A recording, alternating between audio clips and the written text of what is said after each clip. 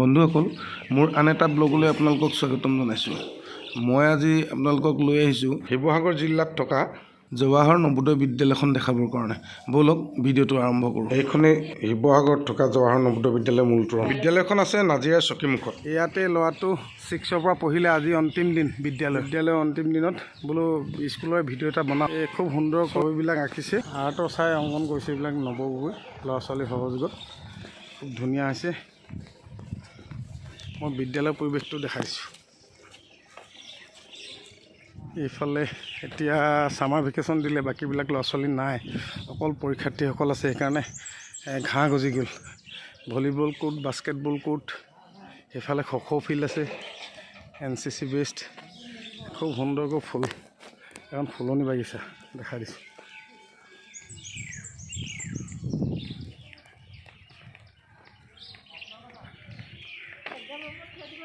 বিদ্যালয়ৰ পৰিৱেশটো দেখাইছোঁ। চাওক, ইয়ালৈ নাজিৰা টাউনৰ পৰা 7-8 কিলোমিটাৰমান হয়।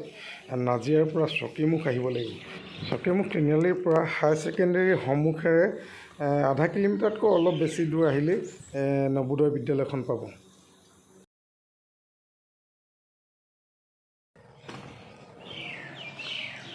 খুব ধুনীয়া পৰিৱেশ আহিছে। বিদ্যালয়খনৰ পৰিৱেশটো ভাল লাগিছে সোমাই। এইফালে বিদ্যালয়ৰ গত বৰ্ষবিলাকৰ কৃতিত্ব, যিবিলাক টপাৰ হৈছিল বিদ্যালয়ৰ, ইয়াত নামবিলাক আছে, আপোনালোকে চাব। এই সদ্য সংগ্ৰহালয়ৰ মিউজিয়াম ৰাখিছে বিদ্যালয়ৰ। কাৰেংঘৰ খুব সুন্দৰকৈ ৰাখিছে বস্তুবিলাক।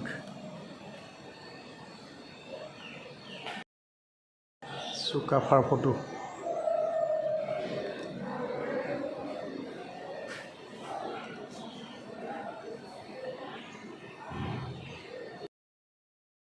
B.R. আম্বেদকাৰ, স্বামী বিবেকানন্দ।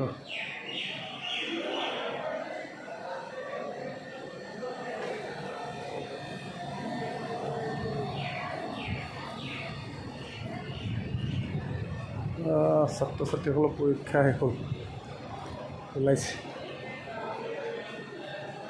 মই গোটেই পৰিৱেশটো দেখাই দিছোঁ। বাহ, আমাৰ বেটা ওলাই আহিব এতিয়া। স্কুলৰ অলপ এক পাক দেখাই দিছোঁ। স্কুল ইয়াক লৈ লৈছোঁ মই লগত। শেষ হ'ল নাই? চবৰে শেষ হ'ল নাই? এয়া লাইব্ৰেৰী ৰুম, লাইব্ৰেৰী বন্ধ, লাইব্ৰেৰী ৰুম বন্ধ। এয়া হ'ল ষ্টাফ ৰুম। স্কুল বন্ধ যদিও বাহিৰে বাহিৰে এপাক দেখাই দিছোঁ। ষ্টাফ ৰুমটো এনেই বাহিৰৰ পৰা একবাৰ দেখাই দিওঁ, এনেকৈয়ে ৰাখে। মই ফিজ পাতি দি মেলি আজৰি কৰিলোঁ।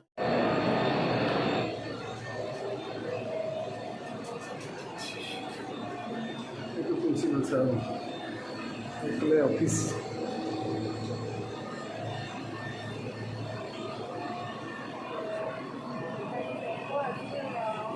বাইদেউ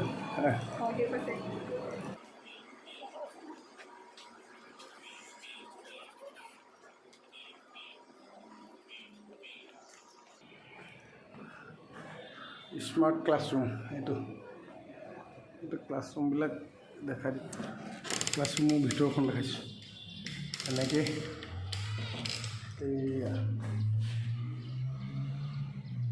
এইটোৱে হ'ল নবোদয় বিদ্যালয়ৰ শ্ৰেণীকোঠা।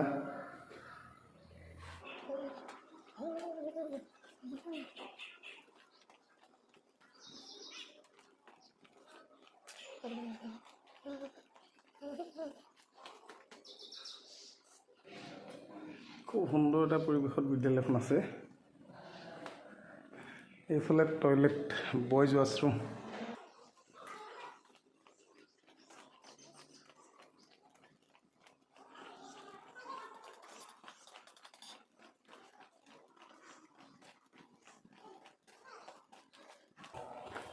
ৱালত বৰ ধুনীয়াকৈ ছবিবোৰ অংকন কৰিছে।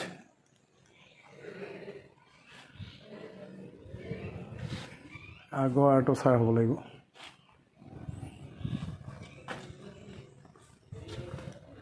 বায়'লজি লেব,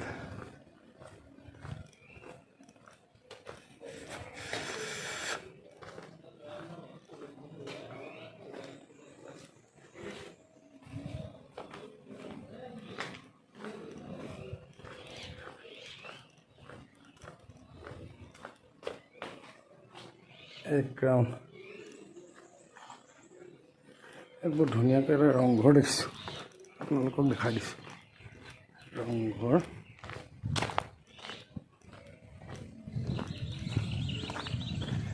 এইটো ৰংঘৰটো খুব ধুনীয়াকৈ বনাই ৰাখি থৈছে, খুব ধুনীয়া লাগিছে।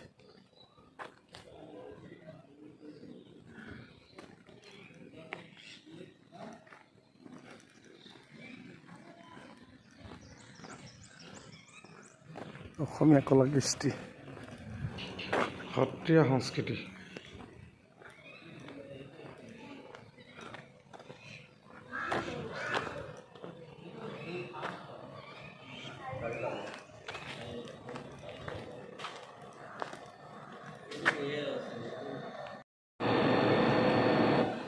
জৱাহৰ নৱোদয় বিদ্যালয় শিৱসাগৰ মই প্ৰিন্সিপাল ছাৰৰ লগত দেখা সাক্ষাৎ হ'ম।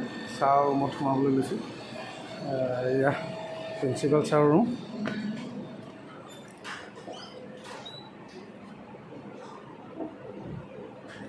ছাৰৰ ৰুমটো খুব ধুনীয়াকৈ ৰাখিছে।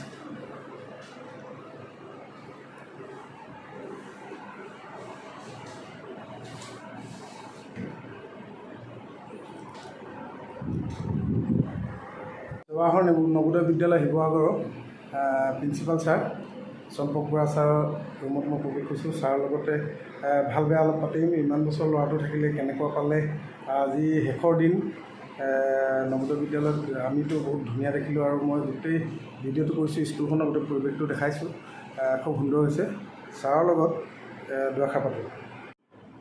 ছাৰ, আপোনালোকৰ স্কুলত 6ৰ পৰা ল'ৰাটো পঢ়ালোঁ, কেনেকুৱা পালে, কি হ'ল? এতিয়া আজি অন্তিম দিন, তাকে কেনেকুৱা কি পালে সিহঁতৰ হেৰি?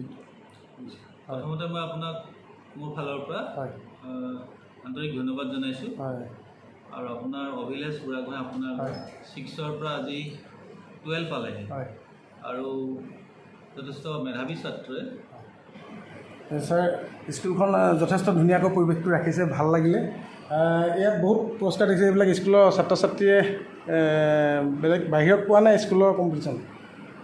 ইয়াত এইবিলাক হৈছে কি, আমাৰ দুইটাই আছে, স্কুলৰ কম্পিটিশ্যনতো পোৱা আৰু বাহিৰত পোৱা আছে ন? যেনেকৈ আমাৰ ধৰক আমাৰ যিবিলাক গেমছ আৰু স্পৰ্টছ হয়, ক্লাষ্টাৰ লেভেলত আৰু ৰিজনেল লেভেল আৰু নেশ্যনেল লেভেল, তাতো পোৱা আছে পুৰস্কাৰ।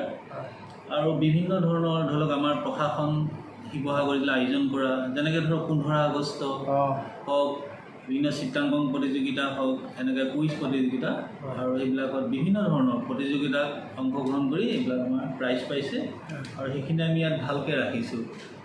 এইখিনিয়ে ছাৰ, স্কুলৰ পৰিৱেশটো খুব সুন্দৰকৈ ৰাখিছে, বৰ ধুনীয়া লাগিলে। যথেষ্ট কষ্ট কৰি ধুনীয়াকৈ ৰাখিছে। এইবাৰ মানে কি, আমাৰ ক'ভিড পিৰিয়ডত বিশেষকৈ ল'ৰা ছোৱালী নাছিলে আৰু বহুত মানে আমি সমস্যাৰ সন্মুখীন হৈছিলোঁ। প্ৰথম অনলাইন ক্লাছ কৰা, এই অনলাইন ক্লাছত কি আপোনালোকে জানে, অফলাইন ক্লাছটো যথেষ্ট মানে আমাৰ কি হয়, অফলাইন কৰিলে ল'ৰা ছোৱালীবিলাকৰ কাৰণে ভাল পঢ়াৰ পৰিৱেশটো থাকে। আমাৰ এটা ডাঙৰ এটা চেলেঞ্জ হৈছিলে যে স্কুল খোলাক লৈ ক'ভিড টাইমত তেতিয়াহ'লে আমাৰ স্কুলবিলাক পাৰ্মিশ্যন দিয়া নাছিলে যে খুলিবলৈ। পটককৈ আমি গম পালোঁ যে 10 আৰু 12 খুলিবলৈ দিব। আমি গোটেই দিনটো, মই আৰু মোৰ লগত আমাৰ এজন শিক্ষক জ্যেষ্ঠ, গোটেই দিনটো আমি খোলাবৰ কাৰণে পাৰ্মিশ্যন ল'বৰ কাৰণে আমি থিয় হৈ আছিলোঁ গোটেই দিনটো DC অফিচত, তেখেতক লগ কৰিবৰ কাৰণে।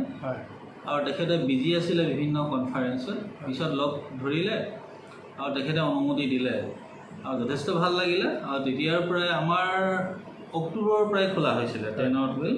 লাহে লাহে আমি প্ৰশাসনৰ অনুমতি লৈ বাকী ক্লাছখিনি খুলিলোঁ আৰু এতিয়াতো কোনো সমস্যা তেনেকুৱা নাই আৰু ক'ভিডৰ। ছাৰ, এতিয়াতো ছামাৰ ভেকেশ্যন হৈ আছে, আপোনাৰ বাকী ক্লাছ বন্ধ, অকল 12ৰ পৰীক্ষা হৈ আছে। আৰু এনেই শিৱসাগৰ নৱোদয়খনৰ বাকী নৱোদয়তকৈ যথেষ্ট নাম আছে, খুব ভাল বুলি আমি জানো, আগৰ ৰিজাল্ট পাতি ভাল। গতিকে এই নৱোদয়ত ছাৰৰ মুখেদি আমি জানিব পাৰিম কেনেদৰে ল'ৰা প্ৰৱেশ কৰিব পাৰি, কেনেকুৱা ছিষ্টেম হয় নৱোদয়ত আহিবলৈ। মই আমাৰ চোৱা দৰ্শকসকলে গম পাব কেনেকুৱাকৈ। নৱোদয়ত আমাৰ প্ৰথম কথা হয়, সাধাৰণতে আমাৰ ক্লাছ 6ৰ এটা এণ্ট্ৰেঞ্চ হয় আৰু 9তো হয় চৰকাৰী স্কুলৰ হ'ব লাগিব চৰকাৰী স্কুলৰ হ'ব লাগিব তাতো মই ক'ম বাৰু আৰু 11তো হয় আহে যিটো লেটাৰেল এণ্ট্ৰি বুলি কয় কিন্তু প্ৰৱেশ পৰীক্ষা নাই 11ত তেওঁলোকৰ মাৰ্কছৰ ওপৰত বেছ কৰি দিয়া হয় অকল সেইটো তেনেকৈ অনলাইন ফৰ্ম ফিল আপ হয় 11ৰ কাৰণে এতিয়া বিশেষকৈ 11ৰ ৰিজাল্ট আজি 10ৰ ৰিজাল্ট দিছে 11ৰ কাৰণে বহুত দৰকাৰ হ'ব আৰু এই অনলাইনত ফৰ্ম ফিল আপ কৰিব লাগিব আৰু সেইখিনি ছাত্ৰ ছাত্ৰী সিলেক্ট কৰি পঠিয়াই আমাৰ ৰিজনেল অফিচ শ্বিলঙে আমাৰ দ্বাৰা নহয় 12ৰ সিলেকশ্যন শ্বিলঙৰ পৰা হয় 11ৰ সিলেকশ্যন আৰু 6ৰ কাৰণে কি হয় যেতিয়া ষ্টুডেণ্ট এজন 5ত পঢ়ি থাকে তেতিয়া তেওঁলোকে ফৰ্ম ফিল আপ কৰিব লাগে অক্টোবৰ নৱেম্বৰ মানত যেতিয়া 5ত পঢ়ি থাকে তাৰ পৰা তাতে এটা কণ্ডিশ্যন আছে প্ৰথমতে ছাত্ৰ ছাত্ৰী সকল মানে গভৰ্ণমেণ্ট স্কুলৰ হ'ব লাগিব প্ৰথম কথা দেই গভৰ্ণমেণ্ট স্কুলৰ নহ'লেও চলি যায় ৰিকগনাইজ স্কুল আজিকালি বহুত আছে নহয় চৰকাৰী স্বীকৃতিপ্ৰাপ্ত তেনেকুৱা স্কুল হ'ব লাগিব তেতিয়া প্ৰাইভেটৰ পৰা নহ'ব একদম প্ৰাইভেটৰ পৰা অলপ দিগদাৰ হয় কিন্তু কিছুমান প্ৰাইভেট স্কুলো ৰিকগনাইজ আছে ৰিকগনাইজ লাগিব ফৰ্ম ফিল আপ কৰিব লাগিব আৰু পৰীক্ষা ধৰক যেতিয়া তেওঁলোকে 6 পাবগৈ ন তেতিয়া ইয়াত আমাৰ প্ৰৱেশ পৰীক্ষা হ'ব এণ্ট্ৰেঞ্চ এক্সাম সেইটো কমপ্লিটলি CBSE কণ্ডাক্ট কৰে পৰীক্ষাটো দিল্লী CBSE আৰু ইয়াত কপিবিলাকো CBSE যায় এইটো মাল্টিপুল চইচ কুৱেশ্যন হয় চব আৰু তাৰ পৰা এতিয়া আমাৰ অলপ দিনৰ আগতে ধৰক এপ্ৰিলৰ 30 তাৰিখে হৈ গ'ল এতিয়া এইকেইদিনতে আশাবাদী আৰু ৰিজাল্ট দিব বুলি ভাবিছোঁ এইকেইদিনতে আৰু 9ৰ কাৰণে একে তেওঁ যেতিয়া 8ত পঢ়ি থাকিব ন তেতিয়া তেওঁ ফৰ্ম ফিল আপ কৰিব লাগিব 9তো এবাৰ পৰীক্ষা হয় 9তো এবাৰ পৰীক্ষা হয় আৰু বিশেষকৈ আমাৰ 3টা লেংগুৱেজ থাকে ইয়াত পৰীক্ষাৰ কাৰণে আমাৰ যিটো অসমীয়াটো দিয়াৰ ব্যৱস্থা আছে 6ত আৰু ইংলিছতো আছে আৰু হিন্দীটো দিয়াৰ ব্যৱস্থা আছে ঠিক আছে ছাৰৰ পৰা যথেষ্ট কথাখিনি জানিলোঁ আমি ছাৰক ধন্যবাদ জ্ঞাপন কৰিছোঁ আৰু লগতে বিদ্যালয়খনৰ উত্তৰ কামনা কৰিছোঁ লগতে মই আপোনালৈ ধন্যবাদ জনাইছোঁ বিশেষকৈ অকলে আমি কেতিয়াও স্কুলখন ভাল কৰিব বা এনেকুৱা যথেষ্ট আমি স্কুলখনৰ উন্নতি কৰিব নোৱাৰোঁ ইয়াত মানে আপোনাৰ সকলোৱে সহযোগিতা লাগিব বিশেষকৈ অভিভাৱক অভিভাৱিকা লাগিব আমাৰ লাগিব আৰু ছাত্ৰ ছাত্ৰীসকলৰ সহযোগ লাগিব তেতিয়াহে আমি এখন আশা কৰিব পাৰোঁ যে এখন অসমৰ ভিতৰতে হওক ভাৰতৰ ভিতৰতে হওক সুন্দৰ বিদ্যালয় আমি প্ৰতিষ্ঠা কৰিব পাৰিম আমি ঠিক আছে ধন্যবাদ ছাৰ ধন্যবাদ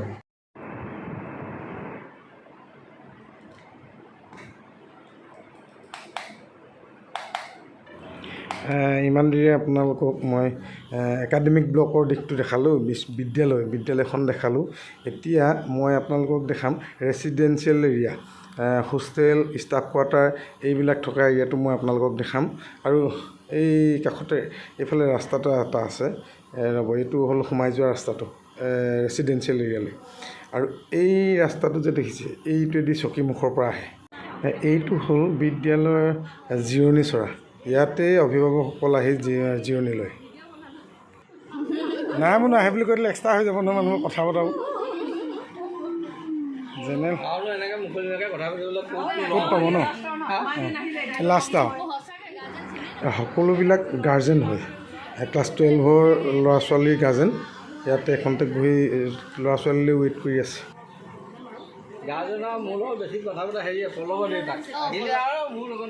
জিৰণি ঘৰটো খুব ধুনীয়াকৈ অংকন কৰি দিছে ছবি চিত্ৰই জিৰণি ঘৰটো আৰু সোণত সুৰগা চৰাদৰ হৈছে আৰু এই জিৰণি ঘৰৰ এটা বৈশিষ্ট্য আছে এই জিৰণি ঘৰটো খুব ঠাণ্ডা গছেৰে আবৃত হৈ আছে চাৰিওকাষে গছ গতিকে খুব ঠাণ্ডা পৰিৱেশ গ'ল পাৰসকল গ'ল নবচাও নাই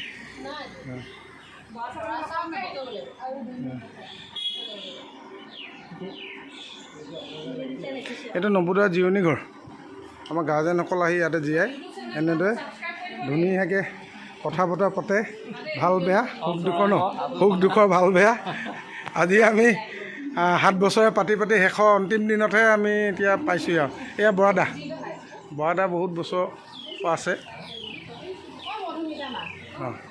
কোনগৰাকী মধুমিতা মাক এইগৰাকী মধুমিতা মাক এইজন কৌশিকৰ দেউতাক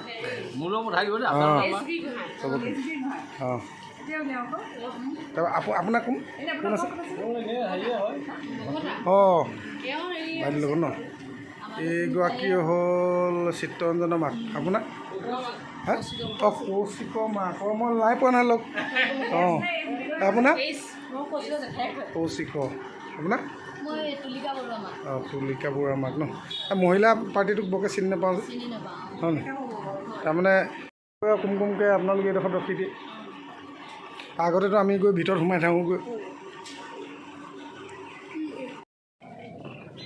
এই ৰেচিডেঞ্চিয়েল কেম্পাছটো দেখাই দিছোঁ আপোনালোকক এইফালে এইটো প্ৰিন্সিপাল কোৱাৰ্টাৰ এইফালে হোষ্টেল গাৰ্লছ হোষ্টেল পৰিৱেশ কিবা এটা ভাল লাগিছে যেন খুব পঢ়াৰ পৰিৱেশ আছে আৰু এটা কথা লক্ষ্য কৰিব যে প্ৰত্যেকজোপা গছতে ডাষ্টবিন আঁৰি ৰাখিছে যাতে বেলেগ ঠাইত জাবৰ জোঁথৰ নেপেলায় লেতেৰা নহয় কৰি senior girls dormitory senior girls hostel এইফালে আছে ষ্টাফ কোৱাৰ্টাৰ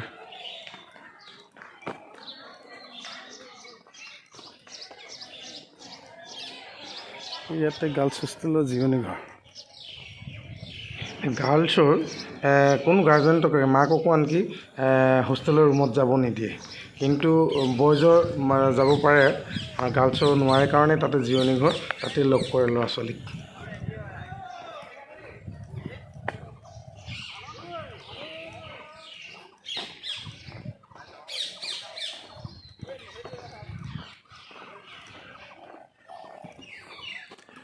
পৰিৱেশটো খুব সুন্দৰকৈ ৰাখিছে ভাল লাগিছে এইফালেও ষ্টাফ কোৱাৰ্টাৰ এইফালে আছে ডাইনিং হল প্ৰিন্সিপাল ছাৰে কোৱাৰ ধৰণেৰে ইয়াত এণ্ট্ৰেঞ্চ দি ইয়াত প্ৰৱেশ কৰিব পাৰি আৰু এইখন হ'ল চৰকাৰী ব্যৱস্থাপনা এখন অতি উন্নত মানৰ বিদ্যালয় ব্যৱস্থা ইয়াত BPLৰ কাৰণে সম্পূৰ্ণ ফ্ৰী ছোৱালীৰ কাৰণে ফ্ৰী বাকীসকলে মিনিমাম কিবা এটা ফিজ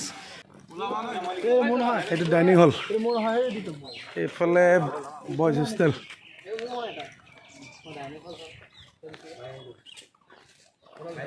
এইফালে বয়জ হোষ্টেল আছে ইফালে আগত জুনিয়ৰ হোষ্টেল জুনিয়ৰ হোষ্টেল পাইছোঁ মই আকৌ ইয়াত আহিম ইয়াত ছিনিয়ৰ বয়জ হোষ্টেলত আহিম ল'ৰাটো ইয়াত থাকে একেবাৰে শেষৰ পৰা আহিছোঁ ইয়াত চৰকাৰীভাৱে থকা খোৱা কাপোৰ কানি জোতা মোজা তেল টেঙা সকলোবিলাক ফ্ৰী কৰি দিয়ে ইয়াৰ উপৰিও বন্ধুসকলক কিবা যদি জানিব লগা থাকে ডেছক্ৰিপশ্যনত মোৰ ফোন নম্বৰ থাকিব আপোনালোকে মোলৈ ফোন কৰিব পাৰে নহ'লে প্ৰিন্সিপাল ছাৰৰ ফোন নম্বৰটো দিম তাত প্ৰিন্সিপাল ছাৰলৈ ফোন কৰিব পাৰে এইফালে ষ্টাফ কোৱাৰ্টাৰ একদম লাষ্টত প্লেগ্ৰাউণ্ড আছে এইফালে এখন আছে স্কুলৰ বেকত এখন আছে